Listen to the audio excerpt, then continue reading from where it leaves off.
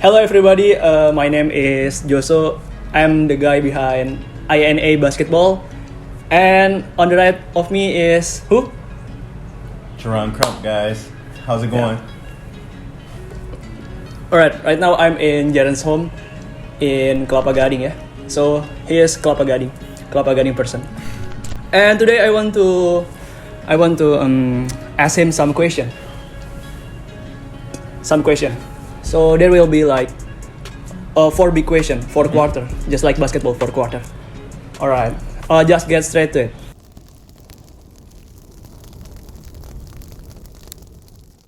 Okay. Anyway, you have played professionally for like how many years? I forgot. Total now, it's been around 8 years. 8 years. 8 years. Yes. 8 years. And where's the last place that you played? The last place was in China. Yeah. Oh, in China. Mm-hmm. Yeah, just got back a few weeks ago. How was your experience in there? It was definitely a new experience because that was my first time going to China, and it wasn't like the top league, so I would consider it like 3rd division in China basketball, like kind of what they call it wild ball. And I was very impressed by the competition that was there. The local players, good size, good skill. It surprised me, you know. I knew it wasn't the CBA or the second league, so I was thinking the 3rd division, it would be a little easier and not as organized. But I was very impressed for there. But yeah, I was thankful for the 3 months. The summer I went for, we were able to win the championship, and I played well. Oh, so you play with your old friend in China, right? With your old friend in IBL, if I'm not wrong. Oh yeah, I did. I played with Richard Ross. Yeah. Richard Ross, yeah. We were teammates in Indonesia. Then we were teammates there in China. All right. And after in China, so last time you played in China. So previously you played in before China. Right before China, it was in Mongolia. In Mongolia. Yeah. It was in Mongolia. Mongolia is near China, right? Very near, yeah. So it's funny how it happened. I was very impressed with Mongolia as well. The one thing, it was very, very cold. It was very cold. So that was the biggest adjustment. The cold, the snow, you know, getting used to that. But the league was very organized. It's a lot of ex-NBA players in the league, I think. Oh yeah, like who? Some guy, let's see, we'll think of the names. Oh, I'm forgetting the names right now. One was Darrell Summers. Yeah, he was pretty good. Another guy, gotta think of all their names right now, off the top of my head. What's the big guy name? It was another center, a tall guy, really big. He used to play for the Clippers. He was good. Oh, I see. Ex-NBA. Then it was another point guard, actually. Oh, Josh Shelby was the point guard name. Shelby. He was a ex-NBA player. So it was very high competitive imports in Mongolia League. And the locals actually were really good too. So it was a very competitive, fun league. I was happy I was able to play well.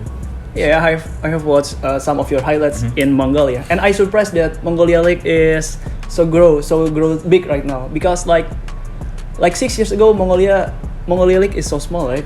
Yeah, I think if I'm not mistaken, this was like the first year it was really that big. Like they had the new arena. The arena was brand new, state-of-the-art FIBA arena. All the games were there, and the years in the past. Yeah, I heard it wasn't like that big of a league. Even the salary, the organization, I heard it was way lower. This was one of the first years where it was like really big. Alright, so China, then previously Mongolia. Then previously you play in Mongolia, it was Thailand, right? Yeah, it was Thailand. How was your experience there?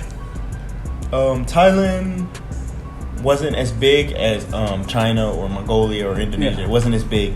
It's only short too, just like a summer league. It's only like 2 months. But Thailand's a beautiful country, so Thailand itself was it was fun.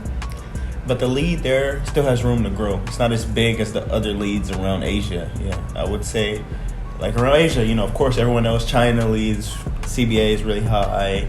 Even the NBL, the second division, China is big. Where Japan is big, Taiwan, Korea, those leagues are very big. And then I would say like Mongolia, Indonesia, those leagues are like middle level. Yeah, I would say as far as like Thailand and Vietnam would be bottom tier. So yeah, it's like that. I think it's a good place for younger players to go, rookies, or older players too at the end of their career. But I had fun in Thailand. I was able to play well too.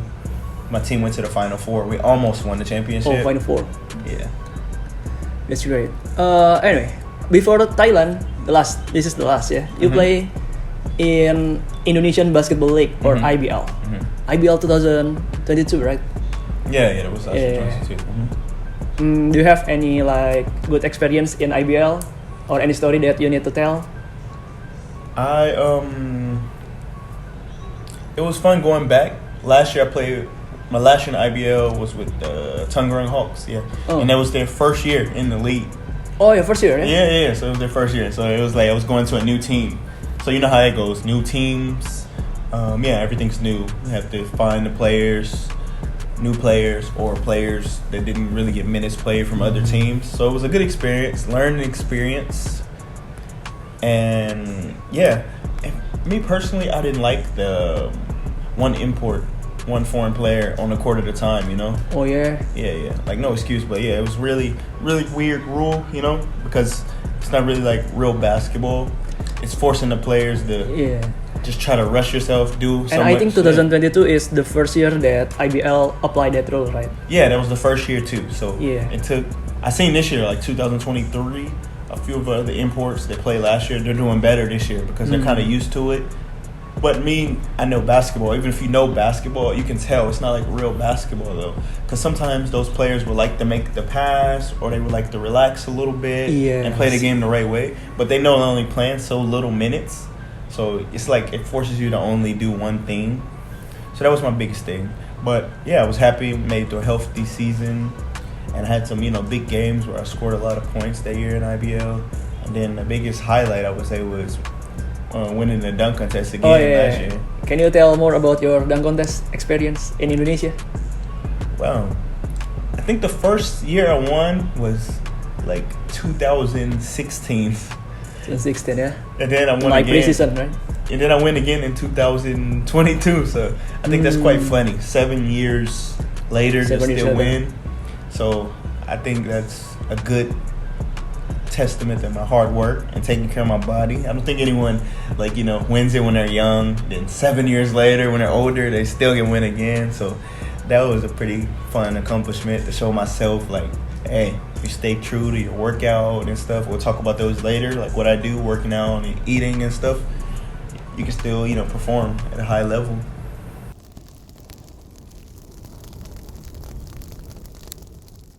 Okay, so we are now in the second quarter or quarter 2, and right now the question is not about the basketball league that you have played. Right now the question is about workout.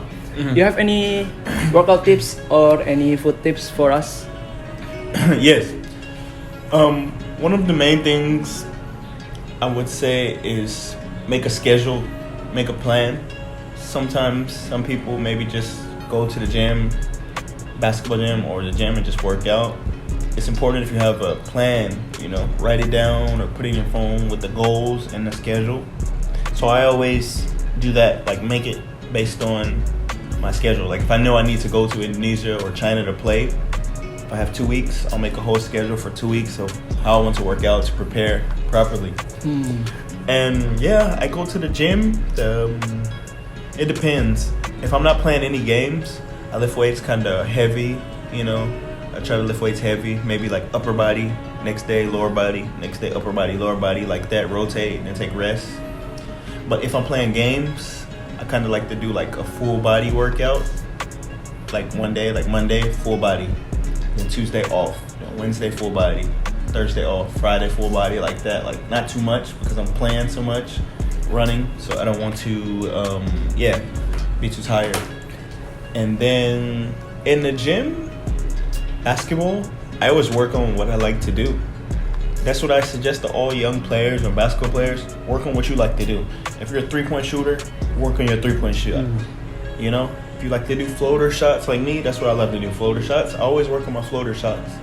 See a lot of young players, they just look at Instagram and social media and they see players just doing all kind of stuff and they try it. But actually, that's not their game, So it's important to me to work on your game first. Then after that, then you can work on what you need to work on. So that's like, that's would be my biggest tip. And same with basketball, make a schedule. Don't just practice with your team. You also important the after practice, like individual alone time. That's where I think people nowadays are lacking. They're going to team practice, and school practice, like club practice. But after that, they're not dribbling at home. They're not shooting at home. They're not practicing alone at home. Those are the important hours where you really get to. So basically, we need like put some extra practice, extra workout. Extra practice, I think, is very key that this generation and And anyway, I'm a little bit curious that you are Jarron Crump, notorious or known for your high jump, right? Mm-hmm. At one video, I saw you that your head can hit the rim when you jump. Actually, you are quite tall in Indonesia, but actually not that tall for a basketball player. Like no. Like, sorry, how tall are you? In like feet, centimeters. Maybe really without shoes actually on. Because many Indonesian actually as tall as you but cannot jump as high as you. Do you have any secret, like for example when you still a kid, like you maybe like always walk anywhere or just use bicycle anywhere? You have any secret? Okay, I understand. So first I would say maybe I'm like around 5'10", so maybe like 182 centimeters. All right. And starting from a kid, I always walked a lot of places, so I think that strengthened my legs. And I always rode the bike, like the normal bicycle, not like the motorcycle, not like the So I had to ride the motorcycle far places, up the hill and stuff. So I think doing that also strengthened my legs. And then also my core, I have a very strong core. I always do the core exercises. Most people just focus their legs and they think that's all you need to jump high and dunk, but really the core is important too. And second, the rest. You have to have many rest and recovery. You can't just work out all the time and don't rest the recovery. And then after that, if you want to jump high, you have to always practice it. Like example, if you want to dunk, you need to always try to attempt the dunks after you're tired or whatever, so you can become good at it and learn from your mistakes. I see. Okay, I think I think that's all for workout. Mm-hmm. Okay. So right now, we enter to the third quarter. We go straight to the third quarter. All right.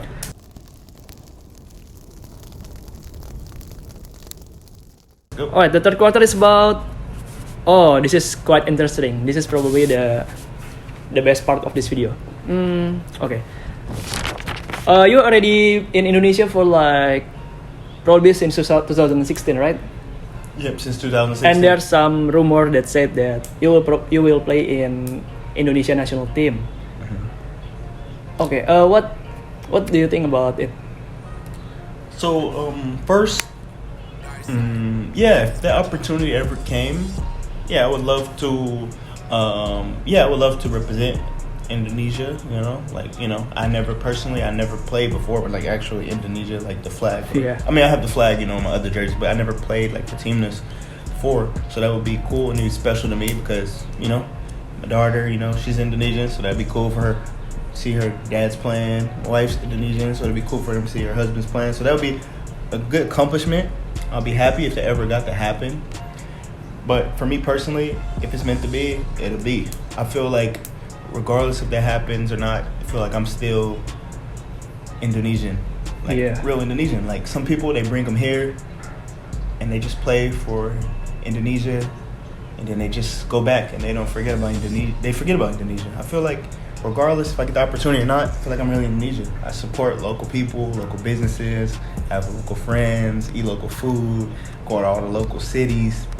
So I think that right there is enough of me to be deserving to play for Timnas. Like it's really the representing and the morals and the stuff of what the Garuda in Indonesia and the Pancasila is really about. So, it's a long process. Basically, this is how it works. If you're recommended by like PERBASI or Timnas, they can make the process more faster. Like you can kind of just get it, the passport and everything finished faster, and you can play. At first, it was a few people talking to me that almost happened, but it ended up not happening. So now, kind of just wait it out for the government rules, like when I'm able to get it, And then, if I'm still healthy and in shape, which I plan on being. I plan on playing basketball for a lot of more years. And yeah, we'll just see where it goes from there. But right now I'm exploring other options. That's why I keep playing outside in different countries. Like we talked about before, because it's good for my resume, playing as a world import in other countries, get to make more money, to save for your family, more experiences. So I'm not going to sit around and wait on that to happen. Yeah. And also too, in the IBL, I pretty much, I average over 20 points, dunk contests. I did a lot of good stats in the IBL already, so need a new challenge. You know what I mean? In the leagues outside, I didn't win a championship yet, but I haven't never been on a top team. If I was on one of the top teams, yeah, of course it would have been easy, But so I'm just waiting, man. So the answer, it hasn't happened yet, but I would love to play for Indonesia, even if it's 3-on-3, 5-on-5, anything, and represent if I get the opportunity. But until then, just follow the plan that God has for me at the moment. All right, that's a good answer. So although he probably will never get a chance to play in Indonesia, but he's still Indonesian because he has a family in Indonesia and love Indonesian culture like that. And by the way, like a year ago, Indonesia won gold medal in SEA Games, right? Yeah. Right? Yeah. What do you think about the Indonesia national team right now? Like the roster, the plan? Yeah, I think it's getting better every year. They have more, since I first got here in 2016 to now, it's more people that are interested in basketball, like giving more money and more sponsors, so it's grown. But also too, when they won the gold medal, I'm happy that we kind of like worked together to do that. Like, we used a lot of people that have roots in Indonesia, but America as well. Like they naturalized Bolden to help. Like, definitely would have been possible without him. Then, even like Arky and Joado, they grew up in the States too and learned basketball from there. Mm-hmm. So it was a team effort, It was a team effort, like of both like countries and people all working together and sponsors, and it was really good for them. And then I know last year they won the gold and this year they didn't. But they still play very well and they got the young players to play. So I guess the young players got the experience. But the next year, they played against a lot of people that were like naturalized and stuff. Like Cambodia team, the 2023, used a lot of naturalized players. Thailand, 6 naturalized. Thailand used quite a few. Philippines used quite a few. So I think that was one of the situations where I'm already here. Like I think I could have helped that team like compete against especially in 3-on-3 or 5-on-5. I could have definitely, if I would have played, the 3-on-3 team, definitely would have got a medal for sure. And then even if I would have been in a 5-on-5, like picture, that year it was unlimited. You can use as many passports you want. So picture if I got to play there, and you had the Bean, and you had all the other guys got to play in there, it would have gave us a better chance. I think we would have also got a medal at 5-on-5 too. Like just being honest, like if you add me in there, would at least got one of the medals as well, because it adds another player with experience and skill playing at a high level. I don't think it's too many people that would disagree with that we would got a medal in both of them probably. Alright.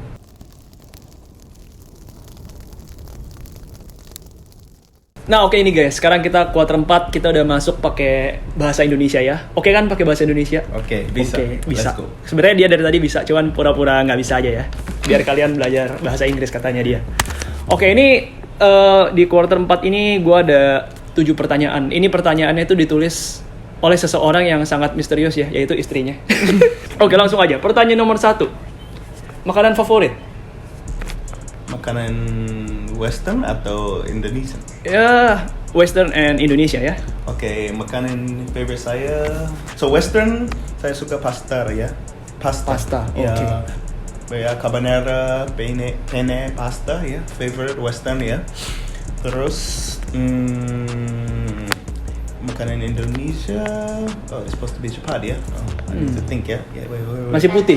Nah. Nasi putih nah. Maybe sate ya. Sate ya? Yeah, it's pretty basic, but sate ya. Oke, sate. Yeah, Oke, pertanyaan nomor 2. Kota yang paling disukai di Indonesia? Kota? Pasti, It's dan tough, biasa like Bali, Jakarta. But also saya suka Medan and Papua juga, ya. Oh, jadi kota favoritnya banyak ya guys ya. Ya itu namanya bukan kota favorit ya. Ya, nara satu. Ya, Oke. Semua Indonesia. Semuanya ya, menarik. Oke. Kita pertanyaan nomor 3.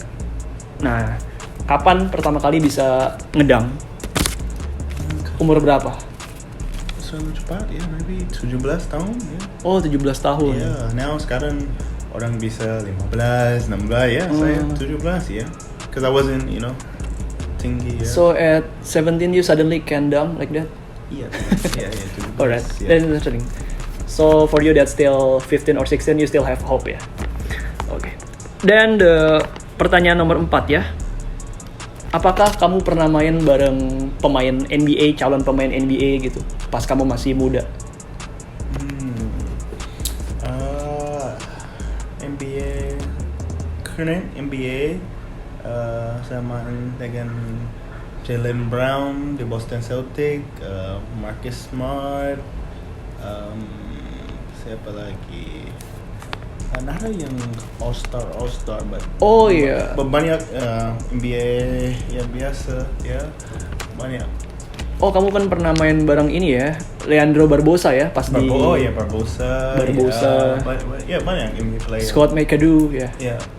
Scott McAdoo. Oke, jadi banyak ya, walaupun dia tinggal di Kelapa Gading tapi pengalamannya sangat banyak. Oke. Pertanyaan nomor 5, ini mudah sih ya. Film favorit?